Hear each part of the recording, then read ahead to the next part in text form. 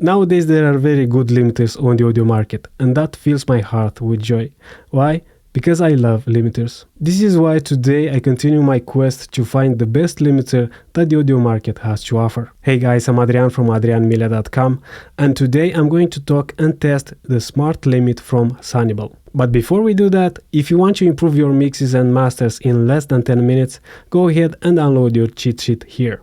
In the meantime, I'll play some awesome intro.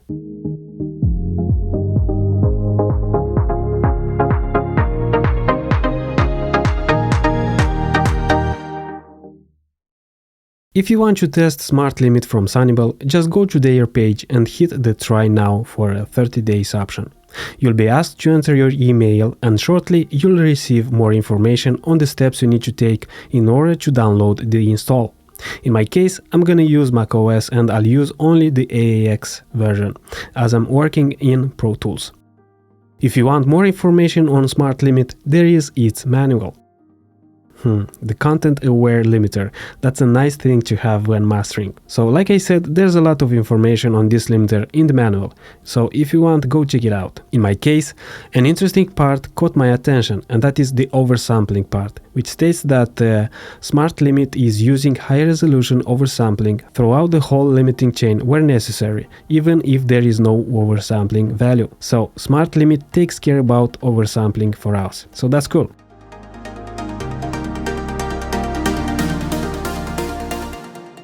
When you start the limiter for the first time, you'll get this Welcome to Smart Limit message. So let's actually take a tour to learn a bit more about this limiter. It seems that this limiter is an intelligent true peak limiter, so this should take care about our true peaks. So Smart Limit is a true peak limiter with content-aware processing and automation parameterization. Technically, this limiter should make your mastering process a lot easier.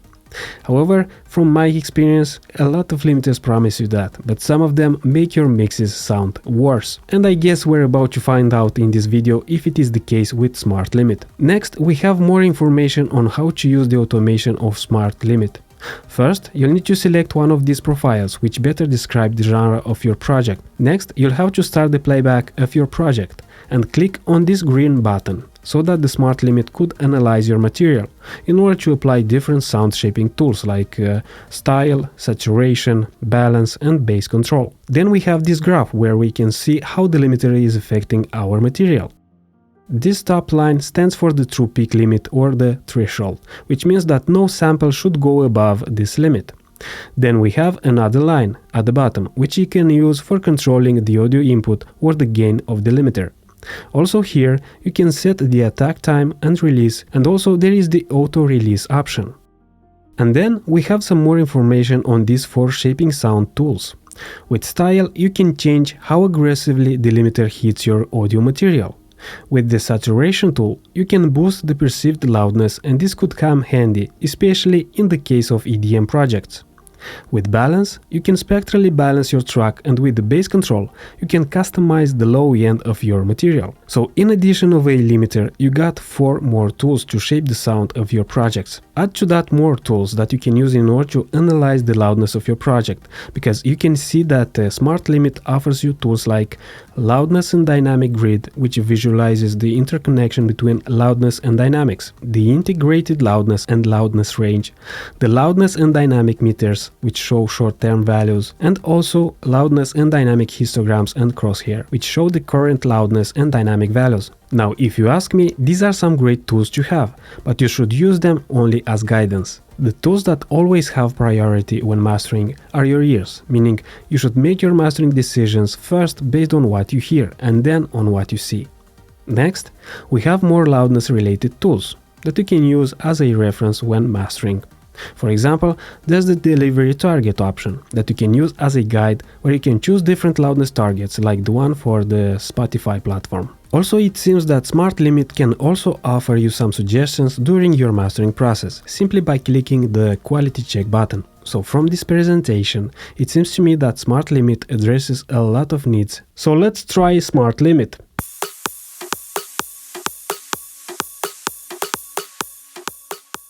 If you bought Smart Limit, use the register option. And here's how the limiter looks like. Now that we had the presentation of the limiter, we already know how to access different options. Like for example, letting the smart limit analyze my material and then show me a starting point. If you want to do this, hit this green button and then hit playback. After the analysis, Smart Limits sets the -1 dB true peak limit, which I always use in my mastering projects.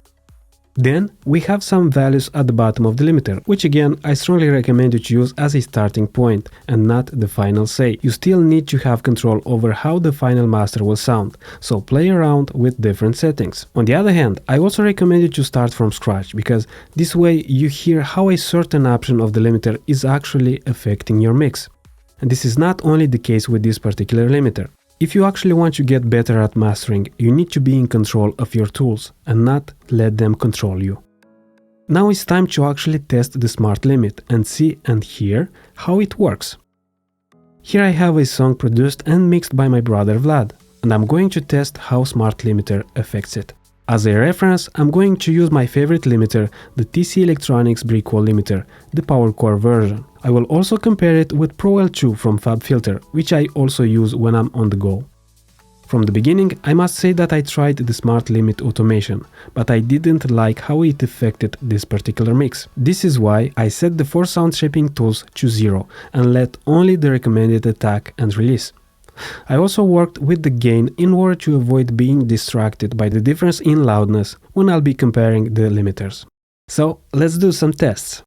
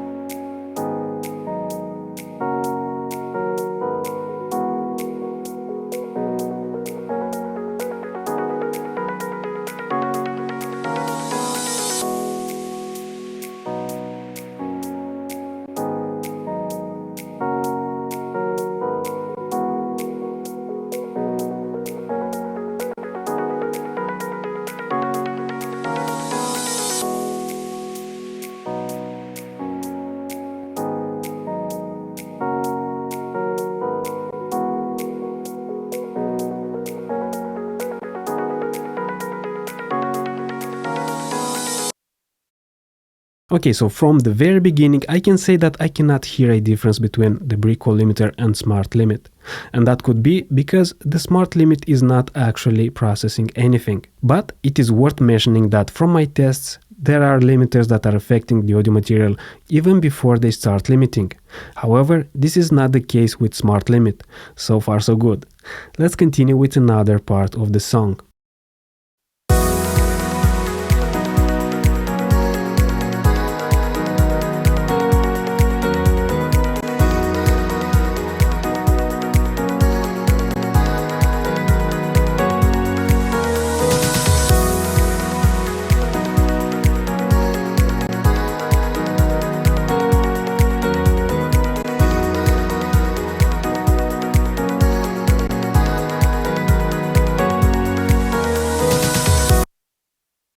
Okay, from what I hear I can say that in the case of smart limit, the top end is a tiny bit harsher than the Brickwall limiter, but I'll need to test some more as it is hardly noticeable.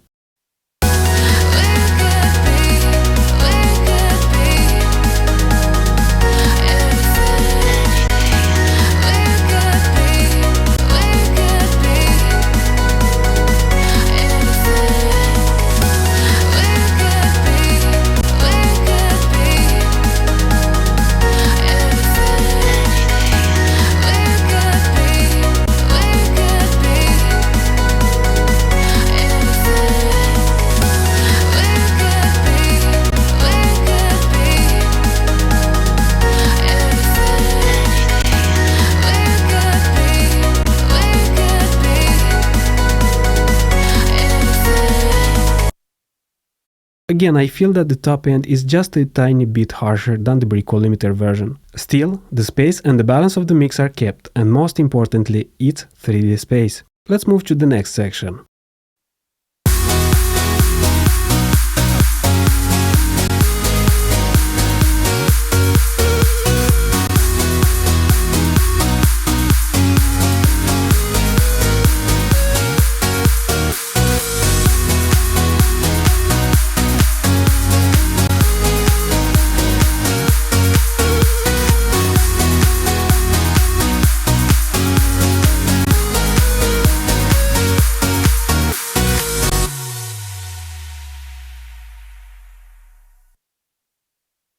Apart from that tiny top end harshness, I cannot hear a difference between the two limiters.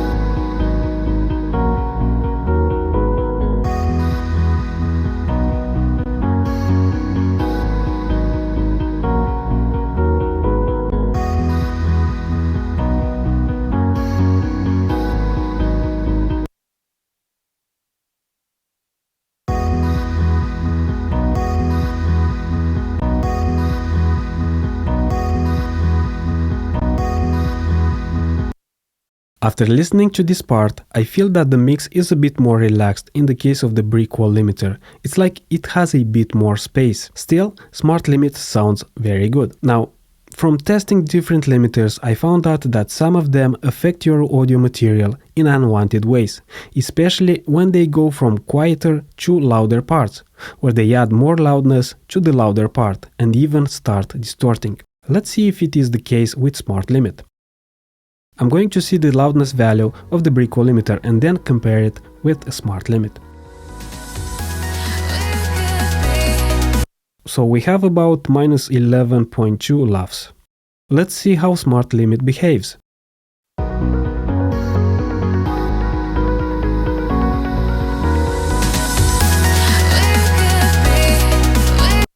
Okay, so it's about the same value. That makes me feel confident that Smart Limit can affect my mixes without adding unwanted loudness to them. Okay, let's move to the next section of the mix.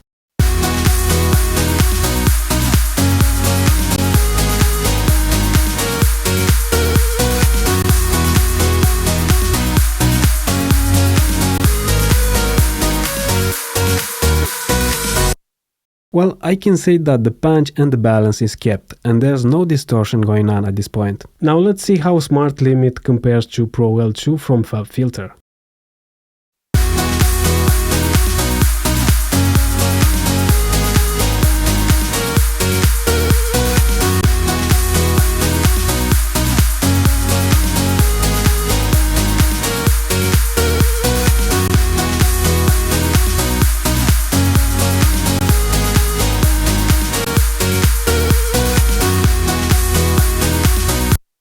So the Smart Limit seems to be brighter than the Pro L2. Apart this, I cannot hear any important difference. But let's hear the brightness difference again.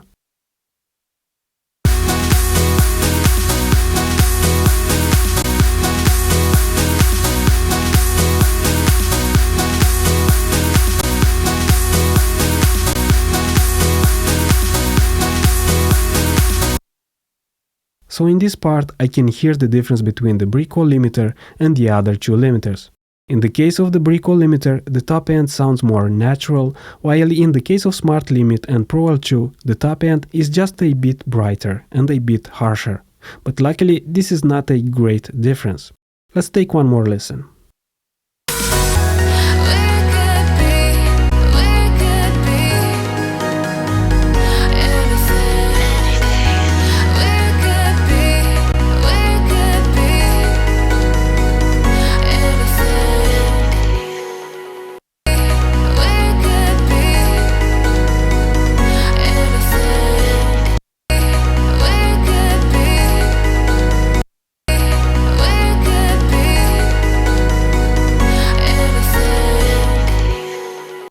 Listen to her voice and breath.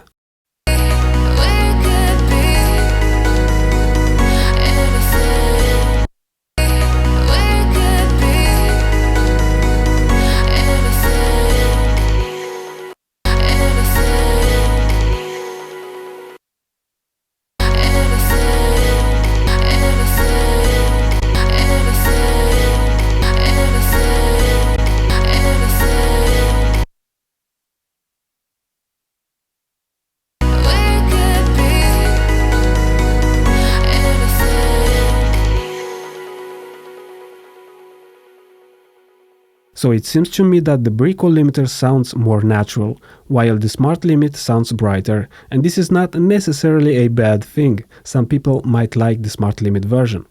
Now it's time to see how Smart Limit handles true peaks.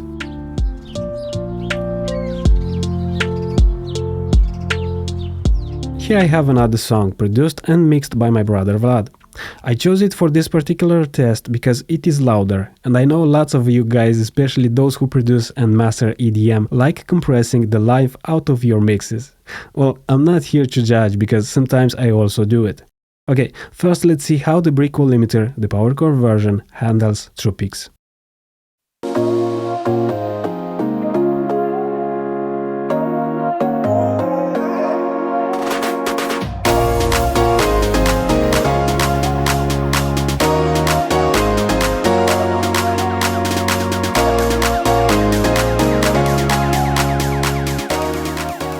You can see that no matter how loud the master gets, the true peak levels always stay at -1 dB true peak, and that is because this is the limiter threshold I set.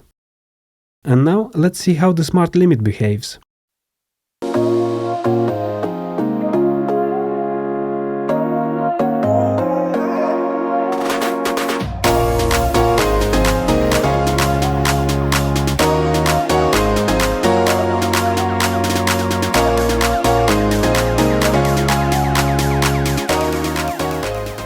So while I set the true peak limit at -1 dB, you can see that the actual true peak level reached -0.5 dB true peak. But if we look on the true peak meter of Smart Limit, we're informed that we're still at -1 dB true peak level. So from this test, I wouldn't trust the true peak meter on Smart Limit.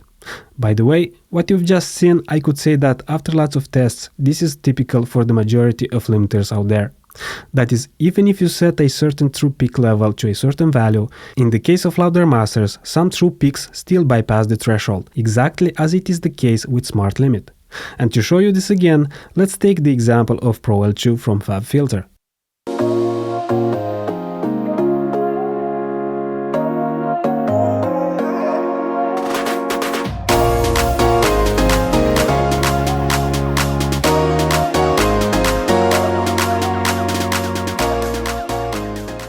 While I set the threshold at -1 dB true peak, the true peak levels reach -0.4 dB, and you saw that Smart Limit reaches -0.5 dB true peak. Now, another thing I like to do when mastering or testing limiters is to commit the entire master, and then analyze it with another very good tool from TC Electronic. And you can see that in the case of the Smart Limit, the true peak max is at -0.4 dB, while in the case of the Brickwall limiter, the PowerCore version, the true peak max is at -1 dB true peak, as it should. That being said, I must confess that in this particular case, I like better the sound of Smart Limit than the Brickwall, specifically because of how it makes the top end sound crispy and aggressive. In this video we talked about a tool that you need to use most of the time when mastering, and that is a limiter. But mastering is more than putting a limiter on your mastering chain. There are previous important steps like having a foundation and the right mindset when you're about to master a song. Of course, there are also other important tools that can make your mastering journey a lot easier. And if you master how to use an EQ, in my opinion, you're about 80% there, as it is with an EQ that you will solve a lot of issues most of the time when mastering. Of course, compression is another key component of mastering. And if you really want to demystify audio mastering once and for all, check out my Pro Audio Mastering program, where you can learn everything you need to know in order to make your mixes sound professionally mastered. Now let's get back to Smart Limiter. In my honest opinion, Smart Limiter is one of the best audio limiters that exist on the market. This limiter will keep the space and the consistency of your mixes almost intact, and you saw that it makes the audio material sound a bit brighter. Also, there are some true peak handling issues on louder projects, but in general I like Smart Limit and its transparency. Of course, there are other tools that Smart Limit has to offer, but it is up to you to decide if you need to use them. The bottom line is, if you're in search of a very good limiter, I highly recommend Smart Limit from Sonible. And now, tell me what you think about Smart Limit. Share your opinion in the comments below. And if you liked this video, don't forget to like and subscribe to my channel. This way you will support and help me to make more videos like this. Videos that seems to help a lot of you guys. And by the way, thank you for getting in touch with me. Don't forget, I'm here to help. So that's it for today, guys. Until next time, stay cool and make great music.